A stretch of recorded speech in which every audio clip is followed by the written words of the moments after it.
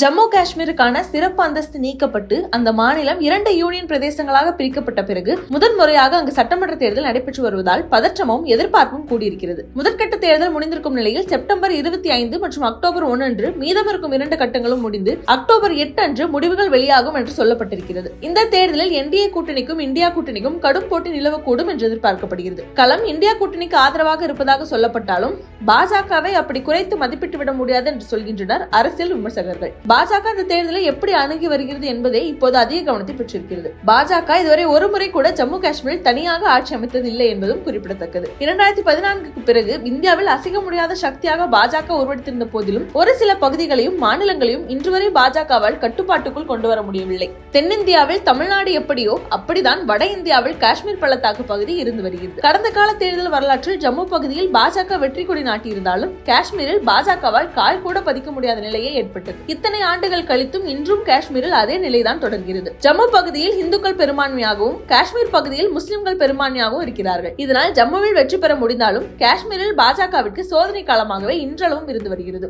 உதாரணத்துக்கு ஜம்மு காஷ்மீரில் கடைசியாக நடந்த 2014 சட்டமன்ற தேர்தலில் பாஜக 22.98 விழுக்காடு வாக்குகள் பெற்றிருந்தது. இதில் காஷ்மீரில் 2.2 விழுக்காடு வாக்குகள் மட்டுமே பாஜகவுக்கு பதிவாகியிருந்தன. நடந்து முடிந்த மக்களவைத் தேர்தலில் கூட ஜம்முவில் இருக்கும் 2 தொகுதிகளில் போட்டியிட்ட பாஜக காஷ்மீரில் இருக்கும் 3 தொகுதிகளிலும் போட்டியிடாமல் தவிர்த்தது. கடந்த பல ஆண்டுகளாகவே காஷ்மீருக்கும் டெல்லிக்கும் இடையிலான உறவு பதட்டம் நிறைந்ததாகவே இருந்து வருகிறது. கடந்த 2019ஆம் ஆண்டு காஷ்மீருக்கான சிறப்பு அந்தஸ்து வழங்கும் சட்டப்பிரிவு 370 பிரதமர் நரேந்திர மோடியின் அரசு நீக்கி காஷ்மீர் மற்றும் லடாக் என 2 யூனியன் பிரதேசங்களாக பிரித்த போது நிலைமை மேலும் மோசமானது. சிறப்பு அந்தஸ்தை நீக்கும் முடிவின் மூலம் காஷ்மீர் பகுதியில் அமைதியை நிலைநாட்டி விட்டதாக மோடி அரசு சொன்னாலும் காஷ்மீர் மக்கள் பாஜக மீது கடும் அதிருப்தியில் இருப்பதாகவே தெரிய வருகிறது. இதனால் இம்முறை காஷ்மீரில் இருக்கும் 47 தொகுதிகளில் 19 தொகுதிகளில் மட்டுமே போட்டியிடுகிறது பாஜக. கடந்த சில ஆண்டுகளில் காஷ்மீரின் உள்ளூர் பாஜக தலைவர்கள் அங்கு தங்களது கட்சியை விரிவுபடுத்துவதற்காக வீட்டுக்கு வீடு பிரச்சாரங்களை செய்த போதிலும் பாஜகவின் இந்த முடிவு மக்களை மட்டுமில்லாமல் எதிர்க்கட்சிகளும் ஆச்சரியத்தில் ஆழ்த்தியிருக்கிறது. இந்த முடிவின் பின்னணியில் பாஜகவின் செயல்தந்திரம் இருக்கிறதா என்பதை அறிய காஷ்மீரில் கடந்த கால தேர்தல்களை பாஜக எப்படி எதிர்கொண்டிருக்கிறது, முடிவுகள் எப்படி இருந்திருக்கிறது என்பதை பார்ப்பது அவசியமாக இருக்கிறது.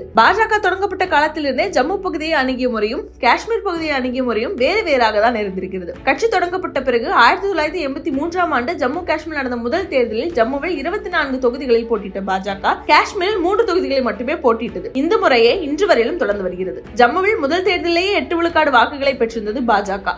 30 வருடங்களுக்கு பிறகு 2014ஆம் ஆண்டு நடந்த தேர்தலில் 40 விழுக்காடு வாக்குகளை பெற்றிருந்தது. அதே நேரம் காஷ்மீரில் 30 ஆண்டுகளுக்கு பிறகுதான் 1% வாக்கையே பெற்றிருக்கிறது பாஜக. 2014ஆம் ஆண்டு காஷ்மீரில் பாஜக பெற்றிருந்த 2.24 விழுக்காடு வாக்குகளை இதுவரை காஷ்மீர் பகுதியில் பாஜக பெற்ற அதிகபட்ச வாக்கு விகிதமாக இருக்கிறது. ஜம்முவில் ராக்கெட் வேகத்தில் வளர்ந்த பாஜக காஷ்மீரில் ஆமை வேகத்தில் வளர்ந்திருந்தது. 1983ஆம் ஆண்டு தொடங்கி 2014 வரை காஷ்மீர் பள்ளத்தாக்கு பகுதியில் இதுவரை பாஜக 106 வேட்பாளர்களை களமிறக்கியிருக்கிறது. ஆனால் இவர்களில் 3 பேர் மட்டுமே டெபாசிட் பெற்றனர். இம்முறை 19 வேட்பாளர்கள் பாஜக சார்பாக களமிறங்குவதால் இவர்களில் யார் யார் வெற்றி பெறுவார்கள், யார் டெபாசிட்டாவது பெறுவார்கள் என்பதே இப்போதைய எதிர்பார்ப்பாக மாறியிருக்கிறது.